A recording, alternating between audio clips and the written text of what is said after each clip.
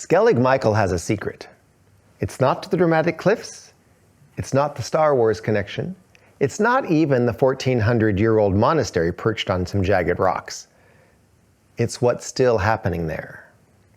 Most tourists have no idea that they're walking through the middle of a spiritual program that's been running continuously for over 1,000 years.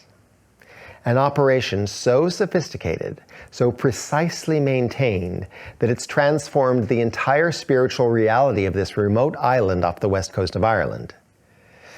They come for the views, they leave with photos. They never suspect that unknowingly, their souls are being quietly influenced by one of the most powerful spiritual forces on earth. Because some places aren't content to be tourist destinations. They have their own agenda, their own mission, and they're still carrying it out. And when I tried to access what lies beneath, I discovered just how relentless this program really is. You're about to discover something that will transform how you visit sacred places forever. Something that reveals what's really happening while tourists snap photos. Skellig Michael has been on my bucket list of sacred sites long before it became famous in the Star Wars films. It's been calling to me for years. Well, just look at the island. With its soaring, jagged peaks, as well as its remote location, it is a compelling and intriguing site. You can only visit Skellig Michael between May and September, and they only allow 180 people per day. You have to book months in advance to secure passage on one of the charter boats. Over the years, I've made several site-whispering trips to Ireland, but never with enough time to reserve a sailing out to Skellig Michael. But on this trip, the call to visit whatever's happening out there was so strong, I just had to try. So I looked up to the spirit management of the sky, and I said, look, if I'm supposed to go there, there'll be a space, right? Well, I phoned John at skelligtours.com, and surprise, there was one spot available for that Friday. I love it when this sort of thing happens. Thank you, management. Skellig Michael is as remote a place as you can imagine. A magical liminal space protected by 12 kilometers, or 8 miles, of unpredictable seas and changeable weather. But somehow it calls out to us, and people come by the thousands. Those sharp peaks projecting out of the ocean mark a place where the earthly and the divine realms intersect. I'm sure it's happening to you. Just by seeing the images in this episode, you're feeling the call. George Bernard Shaw, the famous Irish playwright, described Skellig Michael as an incredible, impossible, mad place, part of our dream world. It is definitely one of the major power spots on our planet. Perched out in the Atlantic Ocean, Skellig Michael sits at the beginning of what is known as the St. Michael Energy Line, a line of sacred sites that runs across Europe, connecting ancient pilgrimage places throughout England and France and Italy and Greece, all the way to Mount Carmel in northern Israel. Now remember this for later. It was on Mount Carmel that the Christian Bible, the God of Israel, demonstrated through Elijah the uselessness of pagan worship and the effectiveness of prayer to the true God. This alignment of power places is also called the Atlas Line, referring to its ancient Atlantean heritage. Well, whatever you call it, Skellig Michael is the ancient starting place for one of Europe's most powerful and significant sacred alignments. It's roughly an hour's sailing, but the Atlantic here is unpredictable. Landings get canceled constantly when the weather turns. But on this Friday, the sea was calm, and I received the all-good text message. It is, however, a foggy morning as 8 of us sail out from Derrynane Harbor. Aboard the boat, I make immediate friends with Luna the sea dog, John's first mate, who never misses a sailing. I feel like a pilgrim, leaving the known world, preparing to enter a powerful energy portal. Earlier spirit conversations had prepared me for what I might encounter. The Tuatha De Danann spirits on the hill of Uisneach had told me something significant. When they lost the battle with the invading Milesians and were forced underground, Skellig Michael was their final earthly refuge, their last above-ground sanctuary. I was excited to try and connect with them. The first glimpse of the Skellig Islands was truly awe-inspiring. Two towering rocks seemed to suddenly jut out of the flat ocean. The peaks of Skellig Michael are hidden in fog, while Little Skellig is in bright sun. 35,000 pairs of gannets make their home on the rocky cliffs of Little Skellig. Just so you know, the white color you're seeing is actually gannet poo. It's good to see this one first, just to marvel at the fierce geology. Before docking on Skellig Michael, John circumnavigated the whole island. It's just harsh stone. No trees, no sandy beaches. In fact, no beaches at all. No soft landing sites or harbors. Just sheer rock rising out of the sea. Everything you need in order to live here has to be brought over from the mainland. And 1,400 years ago, it was a small group of medieval Gaelic Christian monks that did, in tiny currigs. To make the perilous crossing would have taken them 4 hours or more. John explained that because of the changeable ocean, the monks who created the monastery built 3 potential landing sites. It's really hard to imagine a dozen monks connecting each landing site to the monastery up top by cutting and positioning thousands of rough slate stone steps. Well, we dock at the landing site on the south side of the island. Luna is mad for a swim. She looks expectantly at John, who gives her the all clear, and she leaps from the boat into the ocean. I'm excited to get onto the island too, but I think I'll take the stairs. The very moment that my feet hit the hard stone of Skellig Michael, I can feel it. Does this whole island vibrate like this? I'm eager to meet the spirits and find out more about the earth energies, the Tua De Danann, and the sea, and why the monks were drawn to this remote, inaccessible place. It's a bit difficult for me to keep up with the group because I keep being pulled to the lower world, like inside the island, and I'm getting flashes of other versions of this same Friday existing simultaneously in other timelines. Well, I finally make my way to the safety briefing spot, where a friendly and very humorous guide does his best to dissuade us from making the ascent up the 600 steps. If you have any fear of heights, if you're not physically fit, if you have any vertigo, if you have any trepidation at all, please just stay here. People have fallen off the path and died. The steps are uneven. The walkway is very thin in places, and there are no handrails. He said, I'm trying to discourage you because if you get stranded, I'm the one who will have to climb up and carry you down. Well, feeling appropriately cautious, I start up the steps. Some say 600 steps, some say 700, whatever. It is not an easy climb, and you do have to watch your footing. I just keep thinking of a dozen monks making these steps over 1,000 years ago and climbing them, carrying everything, food and timber and furniture. Well, there are lots of cute puffins loitering on these steps, so I let some of the other tourists pass by. The puffins don't seem bothered by our close proximity, and they hold still for all our photos. I make my way over to an incredible rock formation referred to as the Wailing Woman. I pause here to make my ceremony. I introduce myself and ask for permission to be on this island. I state my intention, to listen to the spirits of this place and receive any wisdom that they're willing to share. Sight whispering is my practice of connecting with the spiritual energies and entities that inhabit sacred places. Not just sensing their history, but actually communicating across dimensional boundaries with the consciousnesses that still exist there.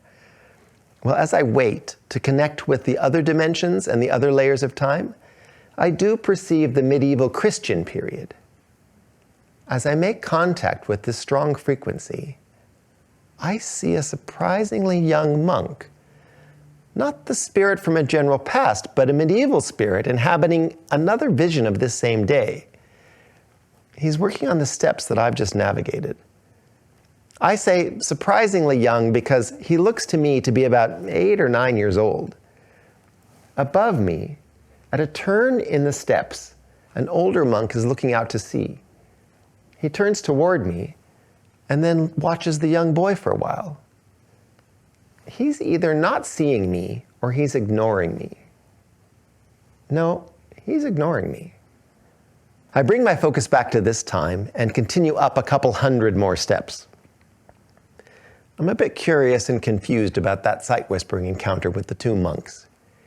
Usually I'm greeted by the spirits in other timelines, not ignored. I'm positive the older monk could perceive me, yet he chose to ignore me. I don't know. Maybe their timeline is so anchored by Christian dogma that engaging with other realities is somehow forbidden, or maybe they just view it's unnecessary. I make a stop to catch my breath at a spot that's called Christ's Saddle. It's a flat-ish area between the two peaks. I'm drawn to some stones over there that look to me like a dolmen. Perhaps this will be the spot to make a connection with other spirits and hopefully to understand what's happening. I hike over and I sit quietly scanning the energies. The Christian era and the time of the medieval monks is strong and clear, but I'm not perceiving multiple layers of time like I usually do. I ask again to meet the spirits of this island, the Tuatha and the elemental energies. My focus is drawn over to the south peak. It is magnificent. I can totally see why they chose this location as Luke Skywalker's spiritual retreat. The sight of this pinnacle, pointing to the stars, has immense power. This is where the pre-Christian energies are. Well, it's closed off to the public, so I can't hike over there. I try to reach it by doing a spirit jump. Spirit jumping is a shamanic technique where you identify the target, anchor and protect your physical body, and then bilocate as a pure conscious spirit. But as I try to spirit jump over there, I keep being pulled back to this side of the island. Some energy is tethering me here. I've never encountered anything like this before. I'm only successful for a few seconds before my consciousness returns to this location and the parallel timeline of the medieval Christian monks. Over many years of sight whispering, I have learned that sacred locations exist simultaneously across multiple parallel realities. It's what I've come to understand as the eternal now. If it's Friday today, I can perceive several Fridays, this same month and day, in parallel dimensions where different eras occupy the same liminal space. But here something is different. I'm being held to the one specific timeline, the medieval monastic reality. The pre-Christian timeline is still here, I can sense it, but I can't maintain contact with it. I'm beginning to suspect that what I'm experiencing isn't blockage, it's energetic dominance. The monks aren't just occupying this reality, they've done something that makes their timeline so strong it overpowers the other. Very curious. I stand up, I shake it off, and I continue up the final steps to the monastery. This is the steepest and most precarious part of the ascent. The energetic pull to the monastery is growing stronger and stronger the further I climb. This must be the way that the spirits want me to go, or maybe this is the only way that's permitted. I keep glancing back at the south peak. Why isn't it possible for me to leave this part of the island? Now, just to be clear, I don't have the no feeling, like I wasn't supposed to go there. It was that I couldn't stay there. Well, eventually I make it across the narrow ledge, the one that the guide had warned us about, and into the monastery itself. It is truly an astounding feat of construction for just a few monks to create this massive enclosure. Archaeologists date construction of this monastery to between the 6th and 8th centuries. I pause here just to take it all in. Below this courtyard are a couple of terraces that were built as gardens. I barely glance at the gardens, and I'm yanked down there in another timeline. A parallel version of this same day in July, but in medieval times. Suddenly, I'm standing amongst the vegetable gardens. I see 3 monks tending other garden beds about 20 meters from me. The monks are watering the plants from large leather skin bags. I see squash, beans tied to poles, cabbage, what looks like maybe kale or silver beet. The monks are tall and thin, wearing sleeveless robes with aprons tied around their waists. Again, either they don't see me or they're ignoring me. And just then, all three suddenly look up. I didn't hear anyone call down to them, and I don't see anyone above in the courtyard. They look at each other without speaking, and they confirm something. Then, almost in unison, like some sort of eerie choreography, they remove their aprons, fold them, raise the hoods on their cowls, and make their way up the spiral steps. There's something going on here that I've never experienced before. These monks are communicating telepathically with each other. My consciousness returns to my physical body up in the courtyard, and instantly, I'm back in this reality. Well, that was a first. This was a spirit jump. But I barely looked at those gardens, let alone had the desire to go down there. There is definitely something happening here. I continue on and make my way into the monastic enclosure. This is the entry to the main part of the complex. As I walk through this passage, I can feel the energy of the stones holding this medieval time. This spectacular layer of time seems to be important. I don't know, perhaps there's something that someone wants to communicate to me here in this timeline. So I'll just surrender to this sensation, and I'll let the spirits of this place and time lead me. As I make my way in, I smell something cooking, and in the distance I hear male voices. I'm pretty sure I'm hearing monks praying together.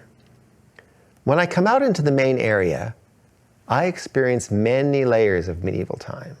Some of the buildings are here, some are not. The chapel on my right is open to the sky, but in another time it has a wooden roof.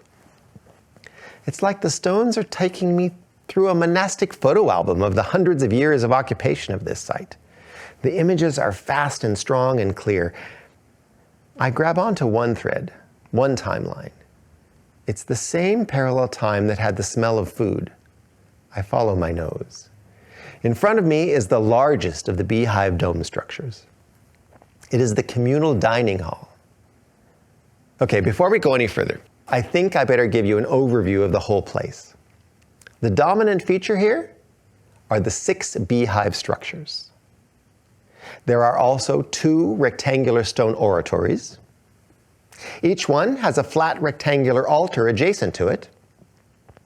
Near the smaller oratory, over on the north side, is the monk's toilet. There is a cistern in front of cell B, and another cistern just in front of the small graveyard. The graveyard has 22 gravestones. Oh, and below this are the gardens that I showed you before. I leave the dining hall to follow the sound of the unison praying. I approach the chapel, but it's silent in there. The reverberating and echoing prayers are coming from the large oratory behind the chapel. Very slowly, I follow the sound inside. It's completely dark there, except for the daylight coming in through the single window. There are 3 monks standing in here, facing each other. I'm pretty sure that they're the same ones that were in the garden. Their voices are soft, almost a mumble. I have no idea what language this is. Perhaps Latin?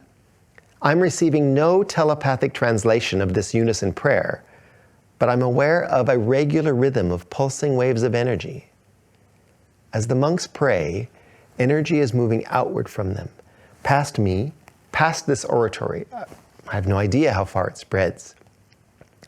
These prayers form toroidal waves that seem to generate from a central point between the monks, curving bands of color that loop back on themselves, expanding outward in all directions, then wrapping around in a continually regenerating sphere. I'm surrounded by this energy.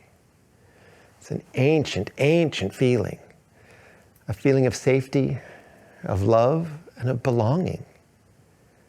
At this moment, I feel as though I'm one of them. Perhaps I lived here in a past life? That would explain a lot. As they pray, I walk over to the window and I look out at the graveyard and little Skellig in the distance. I'm pulled back to this present time by the voice of a tour guide and the awareness that we have limited time here. I leave the oratory and I make my way around the graveyard, past the tour guide, and up to the smaller beehive huts. It's this very first hut that draws me. I pause just outside this entrance. So, is this the home of the powerful spirit that's leading me? I need to get my bearings before fully falling into this dominant parallel dimension.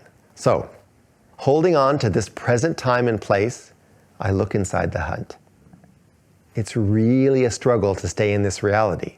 The pull to dissolve into the medieval layer is so strong, I have to willfully refuse it.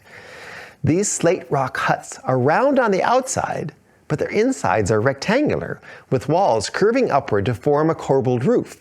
And there are shelves and what might be sleeping platforms built into the walls. Okay, I can't resist it any longer. As I enter the hut, it's the medieval time. The cell is dark. To my right, there's the faint orange glow of some coals, and in the smoke, I can smell some incense. I glance to my left, and I perceive a monk lying on a sleeping platform. I immediately know that he's not well. His energy is very weak, and he has a fever. He doesn't really acknowledge me. Well, he can't be the source of this tractor beam of spirit energy. But as I turn to leave, I receive a strong, clear telepathic message. No words, but direct thought-to-thought communication that bypasses language entirely. Please stay. I welcome the company. So I walk over and I sit next to him. A long moment of silence passes. And then he reaches out again in thought. He thanks me for coming and for offering him comfort. As our telepathic connection strengthens, we engage in more of a conversation. I have to explain that I am not an angel of the Lord sent to accompany him at his time of death, but that I'm a spirit from the future who is here to learn about their brotherhood and about this remote monastery. He rolls onto his left side to face me, and he asks, how can he be of service to me? And we talk about many things. The remoteness of this place, their connection to the mainland, the hierarchy of their order, Viking raids, their diet. He tells me about their life of chosen hardship, solitude, and devotion to constant prayer. He tells me of an even more remote, more isolated hermitage on the South Peak. The brother that normally shares this hut with him is up there alone for 40 days of prayer. Aha, so there is something powerful on the South Peak. It is this commitment to prayer that explains a lot about what I'm experiencing. He explains that for hundreds of years, he and his brothers have maintained a strict rotation of prayer duties. This praying takes place consistently, perpetuating an assiduous vigil of prayer. At all times, 3 monks are standing together in a triangular formation in both oratory buildings, reciting certain prayers.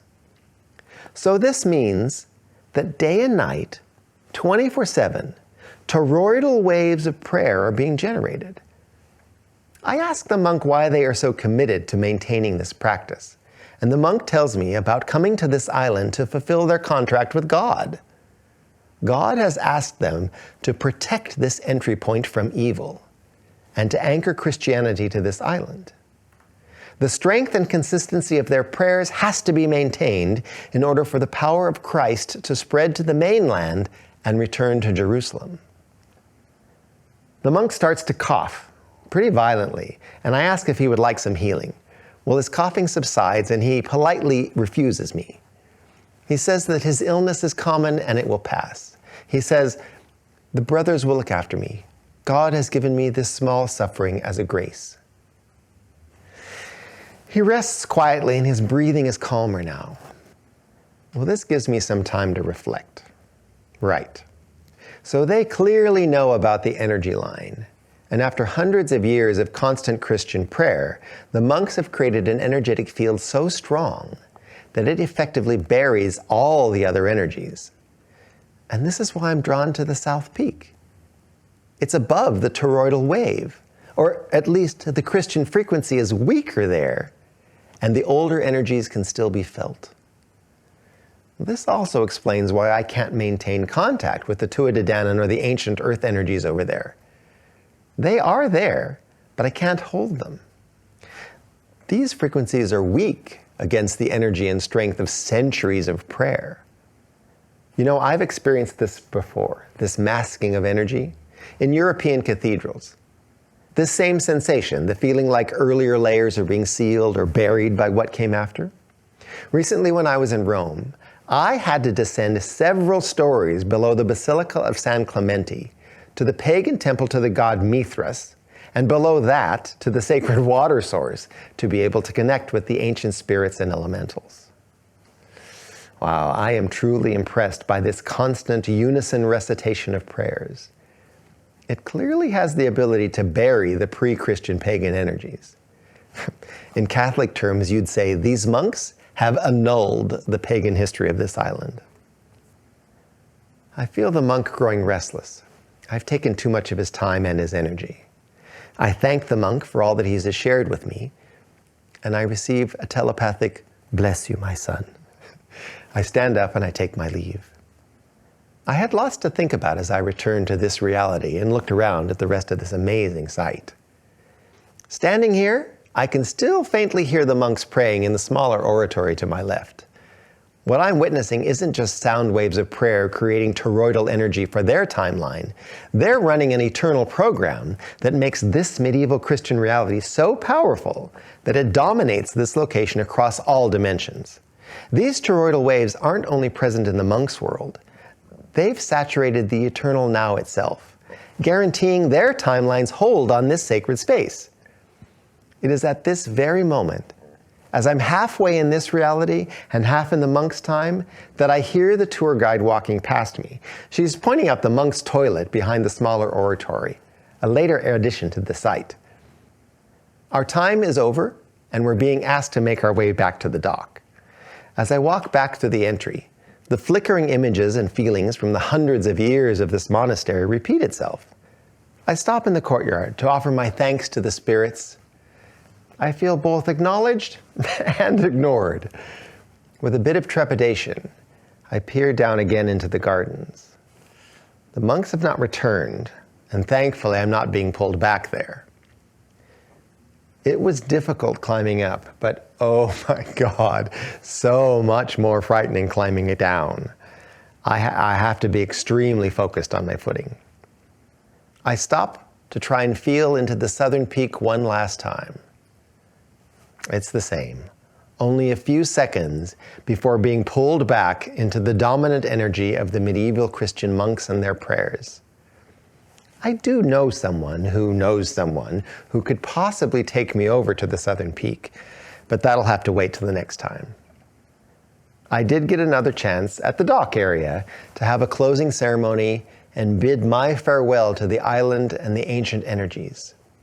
Whether they could hear me or not, I don't know.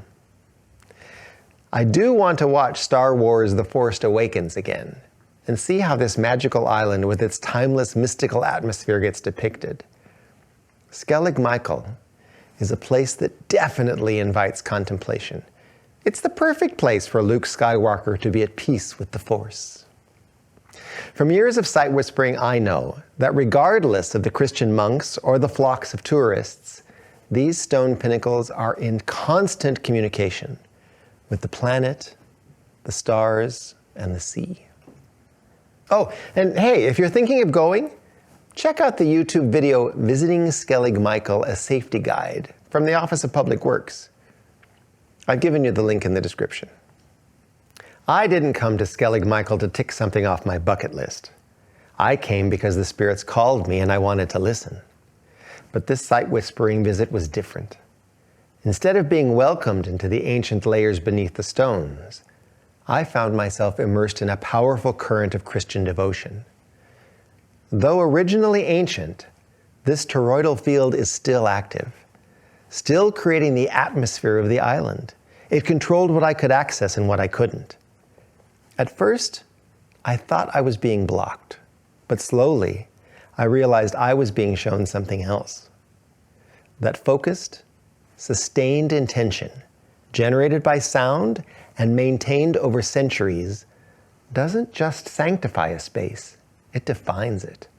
And in some cases, it buries everything that came before. And yet, even smothered, the older spirits can still be heard. The South Peak still holds ancient memory. And if we want to reconnect with the oldest energies, the pre-Christian, the elemental, and the cosmic, we have to be willing to work hard to access what's beneath the surface. Part of the deeper work of sight whispering is not just receiving what's offered, but investigating what's being hidden. One day I'll get over there. Skellig Michael reminded me that spiritual places are not static. They evolve. They carry the imprint of every prayer, every ritual, every act of devotion. If you've made it this far, I know you feel it too. That pull toward places that still hold something vital, something we're meant to remember. So please, keep listening. Keep showing up. If you want to take a deeper dive, become a member. Members can download a free ebook created just for this episode, with powerful lessons, deep contemplations, and a shamanic ritual for you to perform. There are lots of other cool monthly perks for members, so have a look. If you want to experience more ancient wisdom and sound healing, follow, subscribe, and be sure to click the notification bell so you can join me for more shamanic adventures. If you like this story, check out Trapped Spirits, Guiding Ghosts to the Light with the Archangel Michael in Season 1, and Hidden Rituals of Bali, Experiencing Real Spirit Encounters from Season 2.